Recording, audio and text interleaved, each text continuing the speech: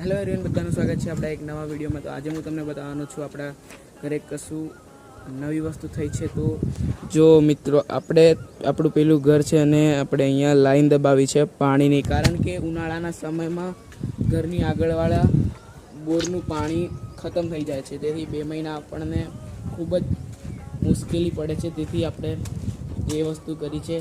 આ પાણી જાય છે લાઈન, આપણે જે અહીંયાથી લાઈન દબાવી છે ત્યાં સુધી, તે લાઈન આપણે કૂવામાંથી આવે છે. અને હવે હું તમને આપણા આંબાની કેરીઓ બતાડું, તો ચાલો તમે એન્ડ સુધી મારા બ્લોગમાં જોડાયેલા રહેજો. મિત્રો, આપણે આપણા આંબા ઉપર પહોંચી ગયા છીએ અને તમે જોઈ શકો છો ઘણી બધી કેરીઓ લાગી છે. અને હવે તૈયારી જ છે, અઠવાડિયામાં આ બધી કેરીઓને પાડી લેવાની જ છે. તો હું તમને એનો પણ બ્લોગ બતાવીશ.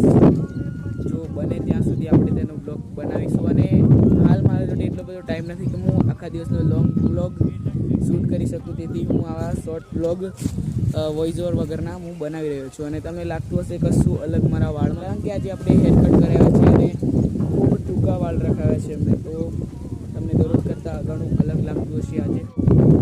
મિત્રો, જે આંબો તમે જોઈ શકો છો તે આંબો એટલીસ્ટ 15 થી 20 વર્ષ જૂનો છે. અને 2 આંબા ત્યાં બીજા તૈયાર થઈ રહ્યા છે.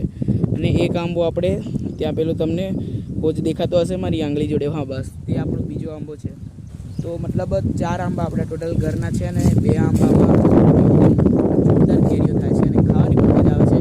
આંબો આપણો કેસર છે અને પેલો દેશી કેરીનો આંબો છે. તો તમને મારો આ બ્લોગ સારો લાગ્યો હોય તો આશા રાખું છું કે તમે મારી ચેનલને સબસ્ક્રાઈબ કરી લો અને મારા આ વિડીયોને લાઈક કરી દો. મળીએ આવા નવા બ્લોગ સાથે. જય માતાજી.